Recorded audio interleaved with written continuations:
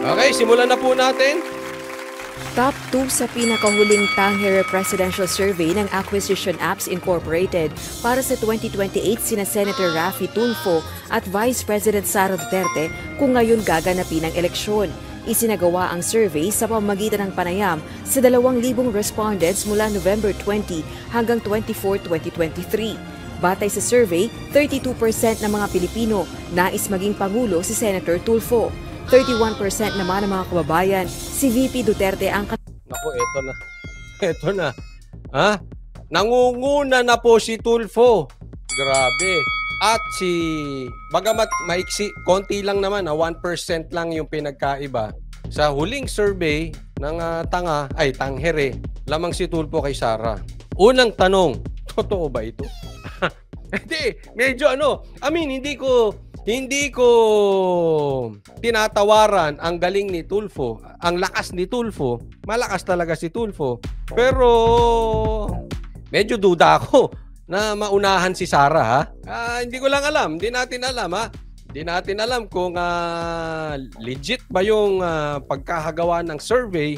Ayaw naman natin magbintang kasi wala naman tayong ebidensya. Ayoko naman na salita ng salita nang walang ebidensya, no? Pero duda lang ako, ha? Hindi ko alam. Basta duda ako na nakalamang na si Tulfo kasi alam ko ang Duterte nasa gedli lang eh. Nag-aantay lang 'yan, no? Malakas pa rin kahit anong sabihin. Yung issue ng Maharlika fan, yung paninira kay Sara. Alam mo, sa tingin ko nga, lalong lumalakas si Sara eh. No? Hindi natin alam kung anong talagang dahilan niya. Maraming salamat po, Love Sky 15. Yeah, solid Tatay Digong supporter. I-apply dual citizenship just to vote. Oy, ang galing naman. Thank you. Love Sky 15 sa kusang loob at sa pag-sponsor ng live na to. Pangalawang tanong, sino kaya ang natutuwa na lamang na ngayon si Tulfo? Tutuwa. Ako, tanong lang. Huwag po kayo magagalit. Speaker Romualdez, natutuwa ka ba na lamang na si Tulfo? Kasi hindi natin alam di ba? Alam naman natin na kumakalat ang balita, may pangarap tumakbong pagka-presidente si Tamba. Hindi natin alam kung totoo yun o hindi. Pero ang kanilang mga galawan ay lumalabas na totoo. Ngayon, Coach Oli, bakit kaya posibleng matuwa si Tamba? Hindi naman siya, malayo siya. Ang nangunguna si Raffy. Ang importante kasi dito, para sa kanila, sa nakikita nating galawan ngayon, iniipit na si Sara. At definitely, kung totoo tong survey na to, epektibo yung pag-ipit sa mga Duterte. Yun po yun. Ngayon, hindi natin alam kung anong style nilang gagawin kung paano kukuhanin ni Romualdez ang 2028 presidential election kay Tulfo, gayong si Tulfo naman ang lumalakas. Wala naman si Tamba. Pero posible, ang sinasabi ng iba, pag hindi talaga lumakas sa survey si Speaker Romualdez, ang susuportahan ng pula ay si Tulfo. Yan po ang bali-balitang kumakalat. Hindi natin alam kung totoo. One thing for sure, alam natin, binabanatan ng Duterte, binabanatan si Sara, meron ng demolition job na ginagawa sa Duterte, tapos, eto na, umaangat na si Tulfo. Sa madaling salita, bagamat tayo ay walang ebidensya, yung narrative, kumukonek na. Lumilinaw na yung picture. Kumbagat sa puzzle, di ba, kunwari 1,000 pieces yung puzzle, nabubuo na yung muka. Bagamat kulang-kulang pa yung pieces, nakikita mo na. Nilalagay na sa lugar. Andyan na Ayan na po. nilang unang presidential choice. Mataas ang rating ni VP Duterte sa mga taga Mindanao. Si Senator Tulfo naman, pinili ng mga nasa 18 to 35 at 51 years old above age group. Ayon sa survey, posibleng nakaapekto sa share ng potential voters ni VP Duterte ang kontrobersya sa confidential funds. Ngunit para sa political analyst na si Ronald Llamas, marami pang pwedeng mangyari bago ang 2028. Kung susuriin mo... Ay! Etong tao na to, ang pinakamagaling sa buong mundo na political analyst. Pinakamagaling, ito yung dating political advisor ng dating Pangulo. Hindi si PRRD yung dating-dati pa. Ito pinakamagaling. Ayan Ronald Llamas, ikaw ang pinakamagaling. Pero wala akong tiwala sa opinion mo. Kasi napapakinggan ko yung mga usapan yung ni RR, ni Harry Roque. Naririnig ko po yung usapan yung ni RR. Nagalit kayo kay Harry Roque. Anak na tetek. Sabla yung analysis mo, Brad. Pero ako'y naniniwala, napakagaling mo. Mas magaling ka pa sa mga abogado. Sa mga top notcher, mas magaling ka pa. But para sa akin, sabla yung analysis mo, Brad. Layo. Laos na daw ang Duterte. Kaya wag na natin pakinggan yan kung ano man ang opinion yan. Pass. Yung mga surveys, mahalaga siya bilang adjustments sa iyong strategy kung ikaw ay may balak tumakbo, especially sa 2028 na medyo malayo pa. Almost 5 years pa, no? Medyo malayo pa 2028 pa. Kaya marami pang pwedeng mangyari. Yung sabi niya, to 2028, pero pag sila nag-usap-usap, marami pang mangyayari. Sila nag-uusap, dapat na daw madaliin ng gobyerno ang pagpasok ng ICC kasi pagka hindi natanggal ang Duterte bago mag first quarter ata o first 6 months lalakas na Duterte, so dapat papasukin niya ICC. Jasmine, maraming salamat. Galit ka ako, Choli, hindi. Thank you sa new bagong member natin. Thank you, Jasmine. Samantala, ayon sa political strategist na si Malu Tiquia, posibleng tumakbo si dating Pangulong Rodrigo Duterte sa susunod na halalan bilang senador o hindi naman kaya ay isang party-list representative. At sakaling matuloy ito, may tsansa rin itong mailuklok bilang House Speaker. Ako, yun ang masakit. Pwede siya tumakbo, si PRRD, pwedeng tumakbo senador, pero pwedeng tumakbo bilang party list at pwede siya maging speaker. Nako! Pangit yung analysis mong yan. Pero ako'y naniniwala na yan ay makakatulong sa atin. Pero pangit kasi malalaman nila tambayan. Pag nalaman ng mga tambayan, mga tambay. Pag malaman ng mga tambayan, gagawin nila ang lahat ng makakaya nila na ang Duterte hindi maging congressman.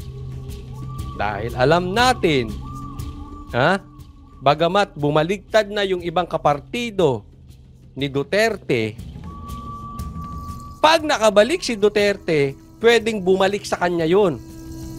Kasi alam nila, pwedeng maging speaker si PRRD. Pag naging speaker si PRRD, hawak na niya ang budget, patay ang travel expenses. Anong mangyayari sa travel expenses? Kaya, eto take ko dyan. They will do all their best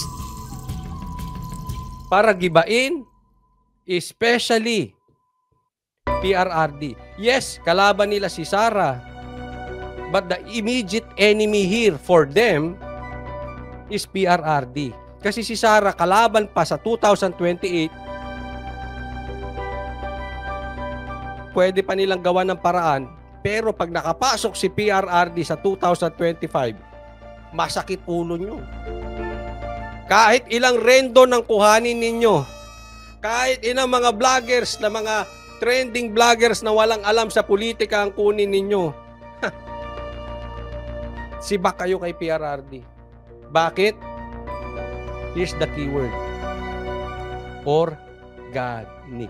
You cannot mess with organic. Kasi ang organic, ipagtatanggol ka niyan. Kahit walang kapalit, ipagtatanggol ka niyan hanggang dulo. Iba po ang bayad, iba organic. Alam yan. Alam yan ang mga politiko, alam yan ang mga vloggers. Delicate sila kay PRRD.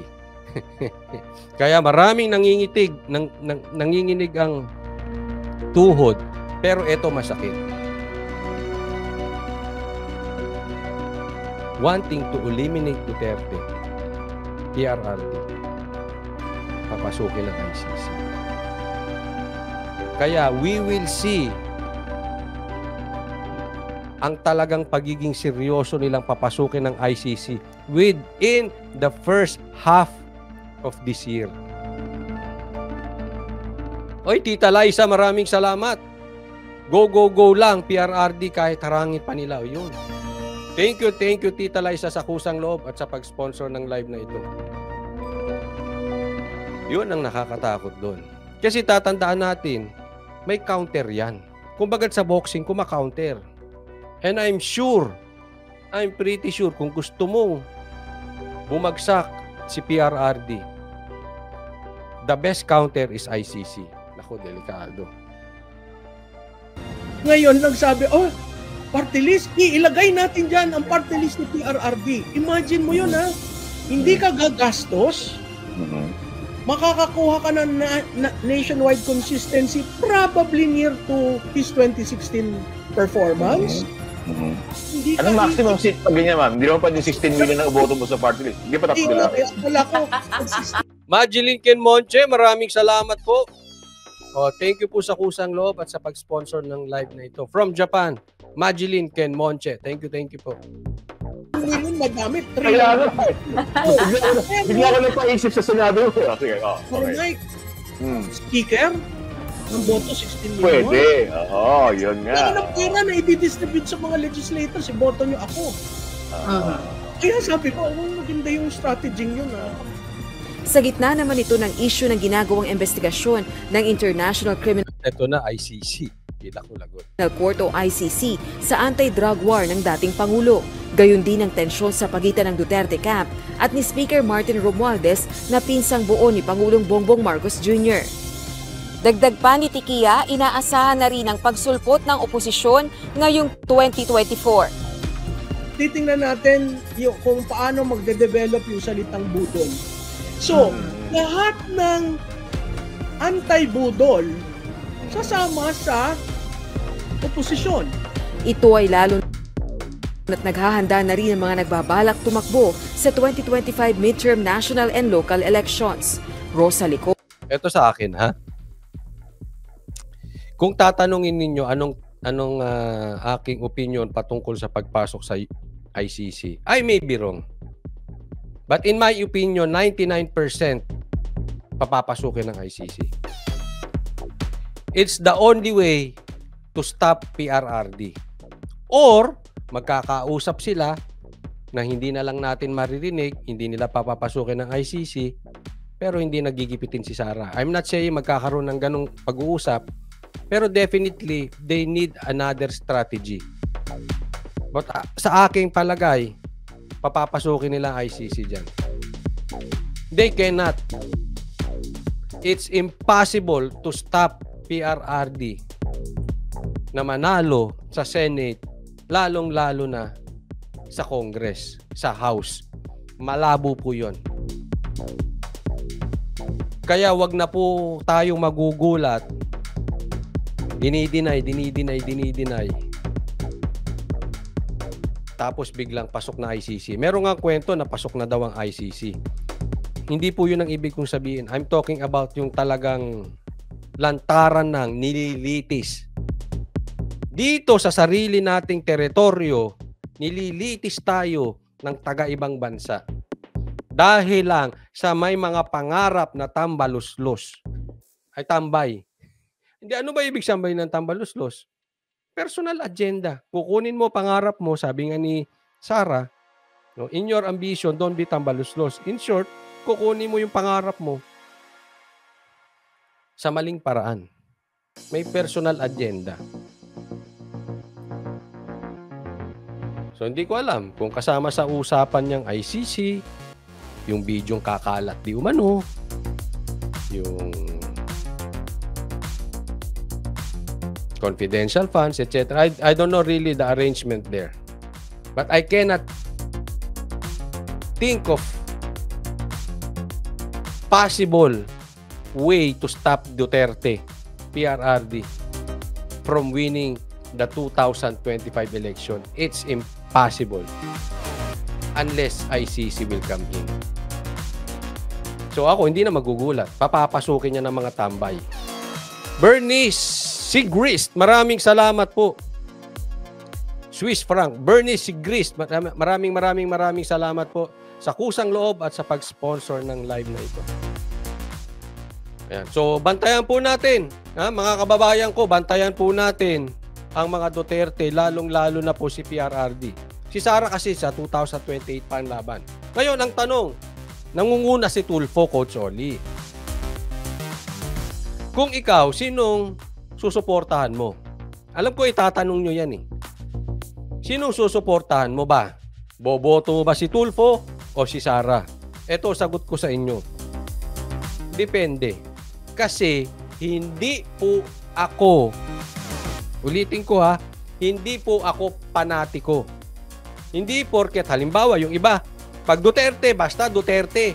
Yung anak, yung tatay, yung pinsan, yung tito, yung katulong, yung driver, iboboto na nila basta Duterte.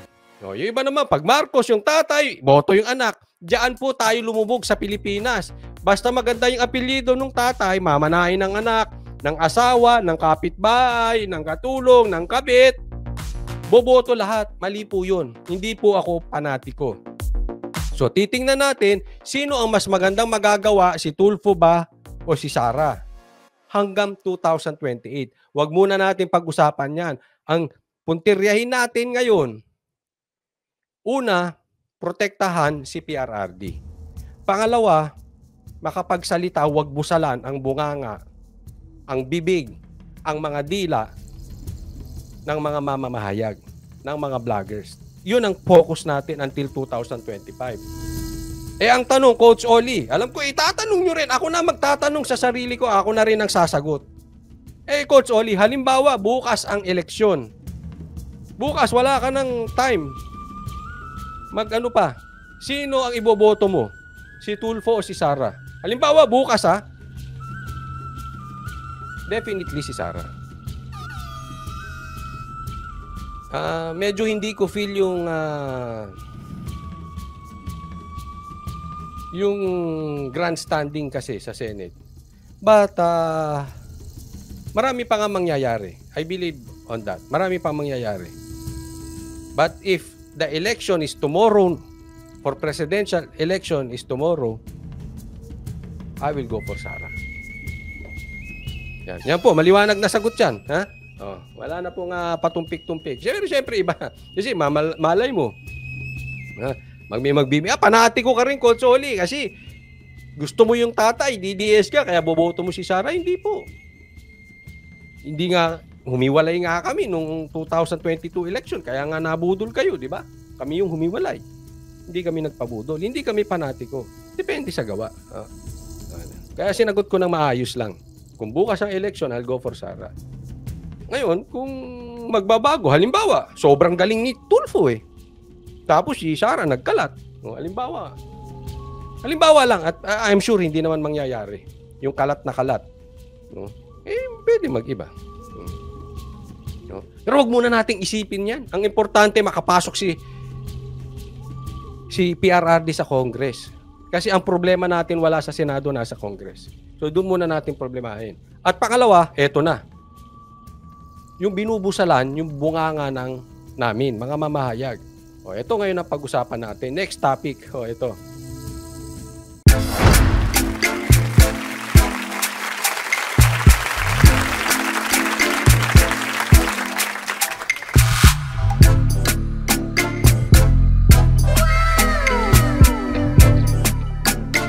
The next performance will start momentarily.